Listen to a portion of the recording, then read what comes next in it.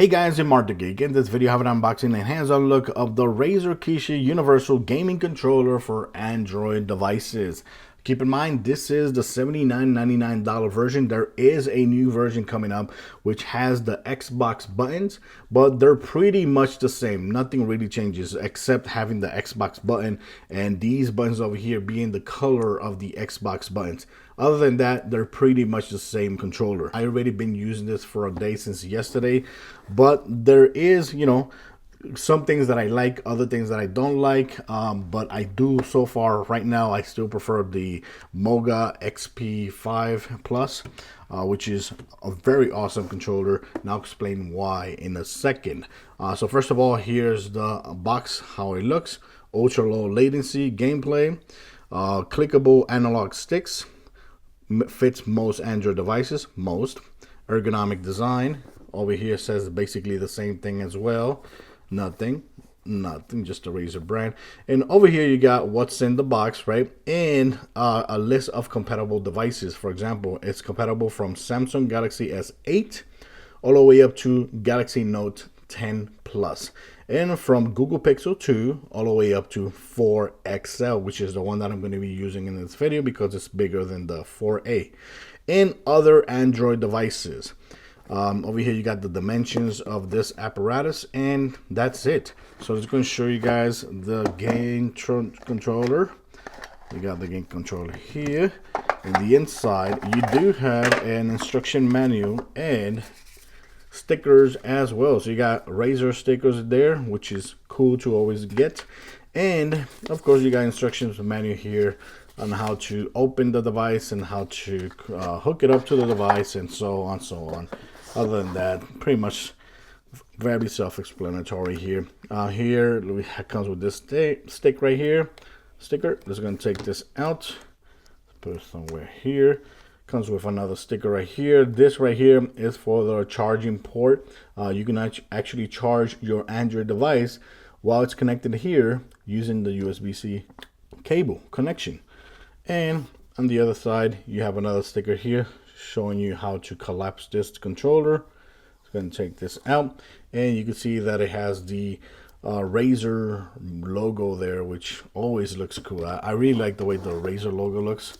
I'm going to put it there on the side, and basically that's it. This is how it actually looks.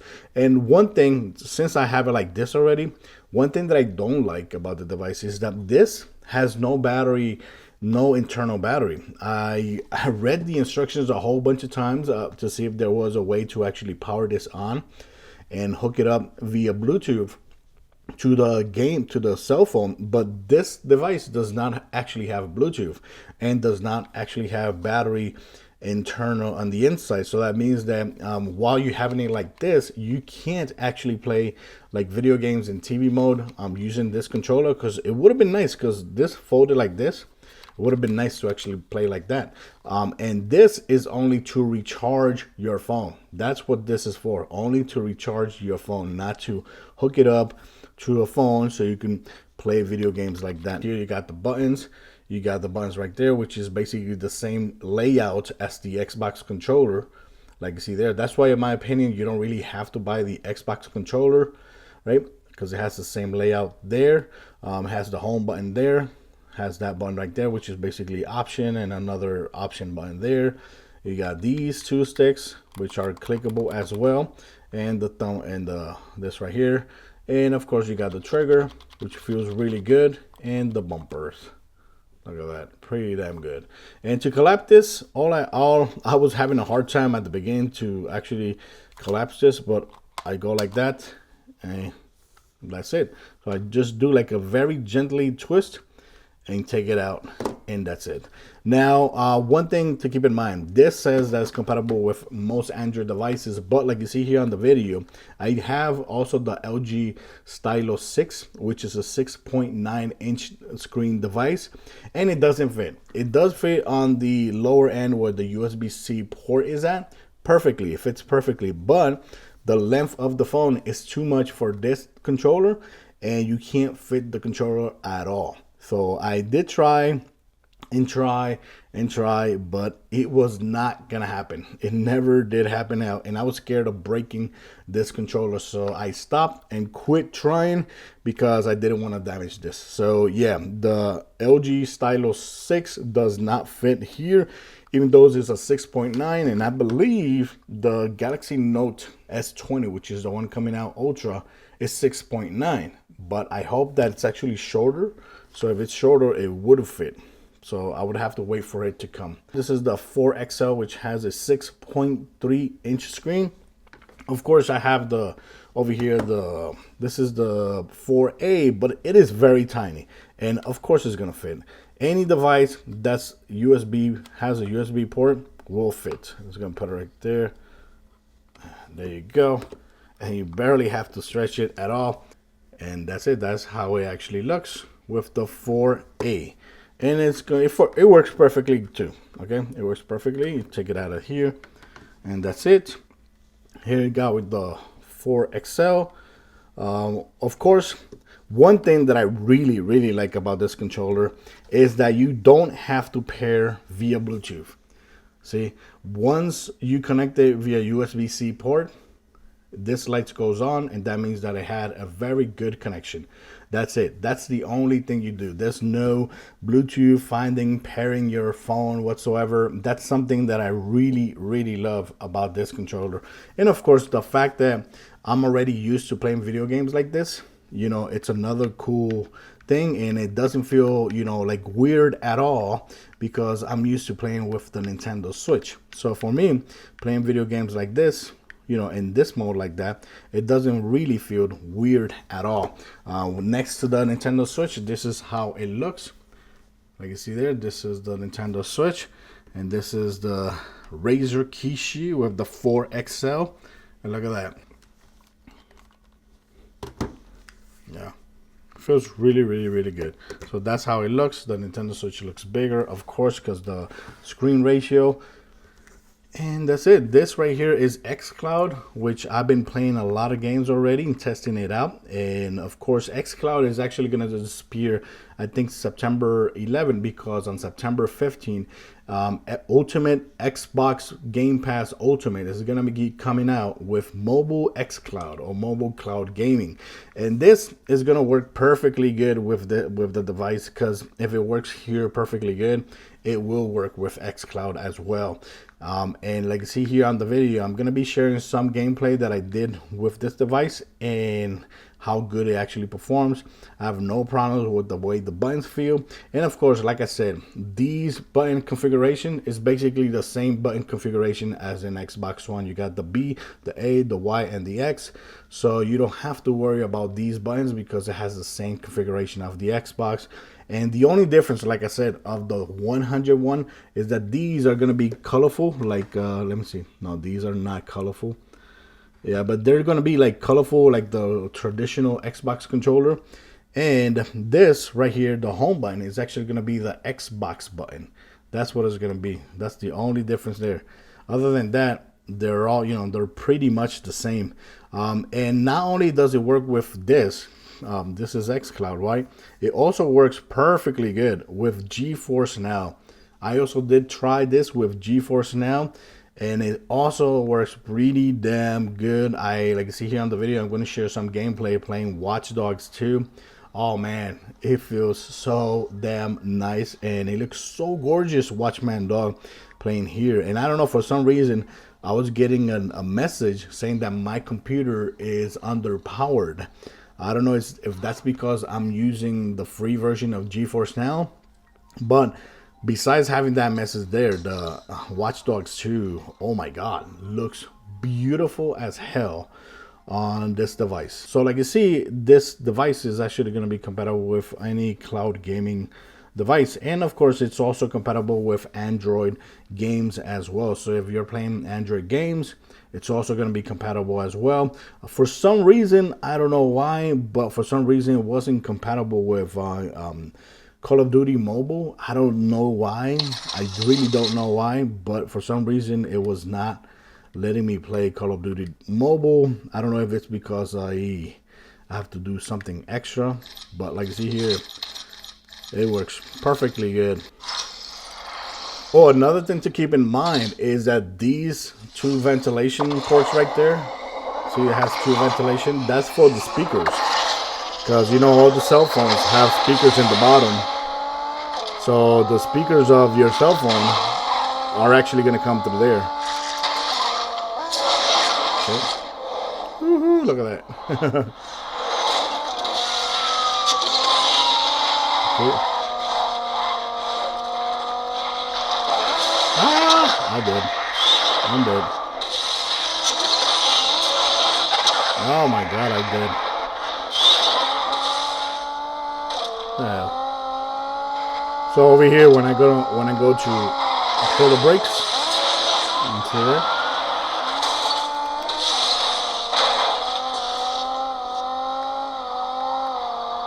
Same thing over here. Brakes.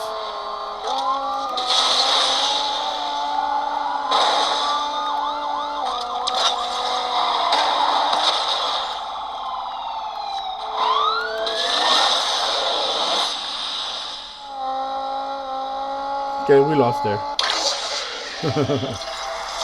Of course, if I want to go back to home screen, I just go like that. Of course, if I want to launch cloud gaming, they have it there. And I could go ahead and play anything here. So if I want to play Forza, I'm just going to launch Forza. At the end of the video, of course, I'm going to share with you guys gameplay a little bit more longer without me talking over the gameplay, playing with this device, so you can have an idea how it works. But one thing that I wanted to tell you guys that I didn't like about the device is that, first of all, I like the fact that you don't have to use Bluetooth to connect your device. That is awesome. But of course, this is only going to work with devices that have USB ports. If you have an older device that has a micro USB port, it's not gonna work, okay? So forget about that. If the phone is bigger than the LG Stylo 6, it's not gonna work. If you wanna play in TV mode, you wanna hook up this up to Android TV and play on TV on a computer, this is not gonna work, right? And the only way to power your Android device is by hooking a USB cable there, USB-C cable there, and play like that. That's the only way to actually power it. That's it, right? This right here, it's the Moga. Let me get it correctly. This is the box of this controller right here. I already did an unboxing for this one. This is the XP5-A Plus controller. Has a long ass name there. And there's also going to be an Xbox version of this controller as well. Instead of this being orange, it's going to be green.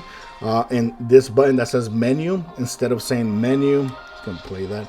Instead of saying menu, it's going to be the Xbox button. It looks beautiful. These buttons are going to have the Xbox button controllers configuration, which is the color, but it still has the same configuration: A, B, Y, X. And other than that, they're basically the same controller. And the reason I like this controller more than that is because this is cheaper. This is 80 bucks. This starts at $65. The Xbox One is only $5 more. So if you want to have all the nice looking Xbox buttons and all that, it's only $69.99. And I'll leave links in my description. And the cool thing here is that you can just take off the clip and play video games like this on your PC, on your computer, on your TV, just like that. It has the bumpers, which is very similar to the Xbox One controller. Here, like you see, it has a USB and a USB-C.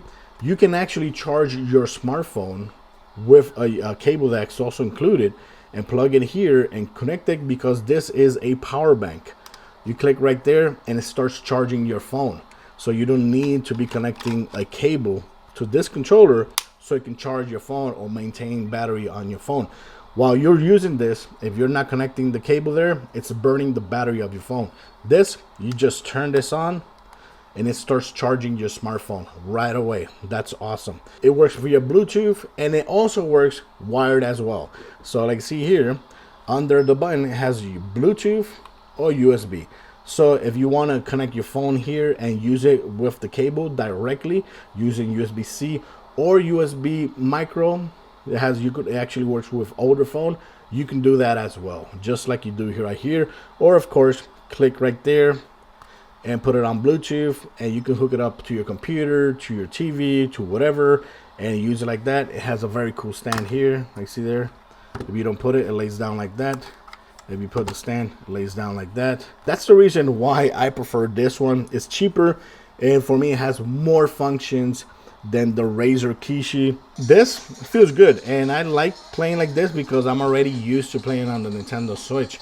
That's the reason why it doesn't really bother me to play video games like this configuration right here. I really like the way it feels, but I really prefer to use it the other way. I really prefer to have the controller, the actual controller with the screen on top. That's the way I prefer it. But of course, there's going to be a lot of people that prefer to play like this. Let me know in the comments what configuration you like more. Is it this configuration with the, you know, a la Nintendo Switch? Or is it the other configuration with the controller and with the cell phone holder? Let me know in the comments which configuration you prefer the most. But guys, I'm going to be leaving links for this Razer Kishi on my description. Also, I'm going to be leaving links for the Xbox One version as well, and I'm also going to be leaving links for the controller that I just showed you, the Moga controller, so you can have an idea how it works and you can read a little bit more information about it. So guys, thanks for watching this video. This was a hands-on look of the Razer Kishi for Android devices and cloud gaming as well. So if you have any questions, please leave it in the comments and I'll try to answer them. Thanks for watching. Bye-bye. She's out there somewhere. Chief, back on Meridian. There was a lot of destruction. There were civilians. I know. She may not have known what would happen. And if she did, We'll learn what's going on once we find her.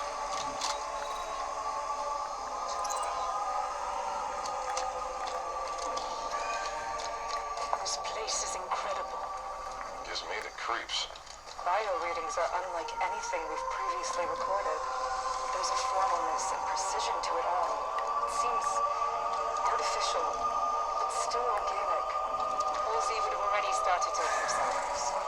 She'd have probably figured out the exact coordinates of this planet by now.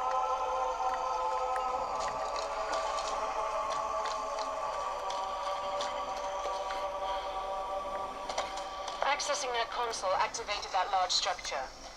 Given the signal we heard, you think she's over there? Possible.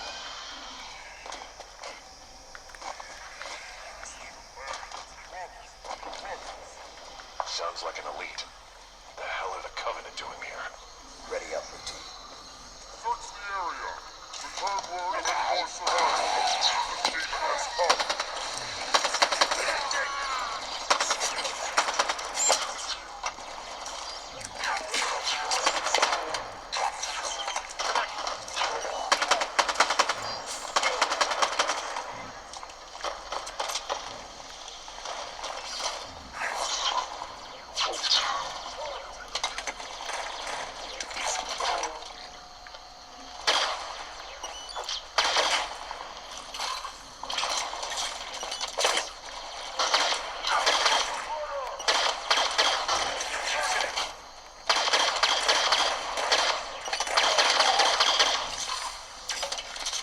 All clear. What are the Covenant doing here? They seem confused. I don't think they've been here long.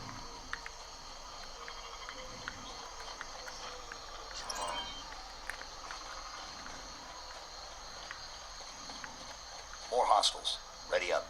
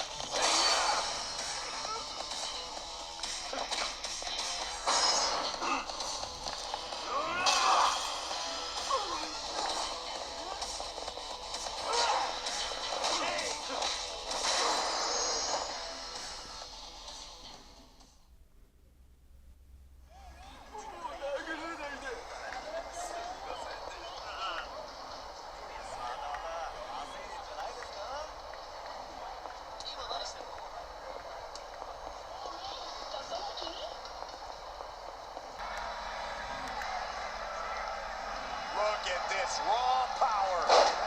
What's the strategy when you're going up against a powerhouse like Drew McIntyre? You have to strip him of his strength and drain his stamina. Drew was an early KO, so you have to force him to go the distance. You have to find a way to make a match you can win. Trying to go strike for strike isn't going to cut it.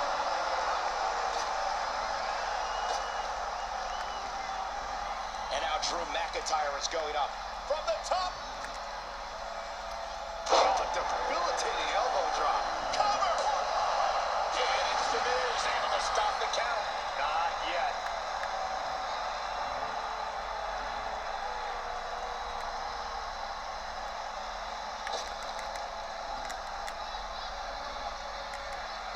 He's got the shoulders down.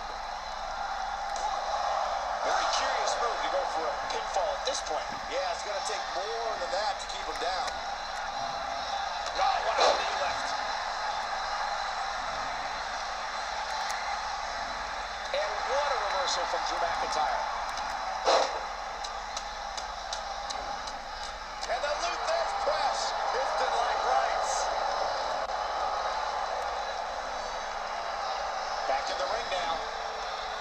Oh, huge big boot. Oh, McIntyre able to avoid damage there.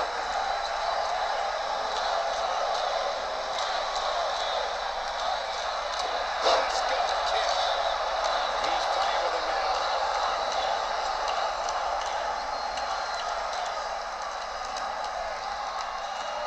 Uh-oh. Major shock. Good night. This may very well be it.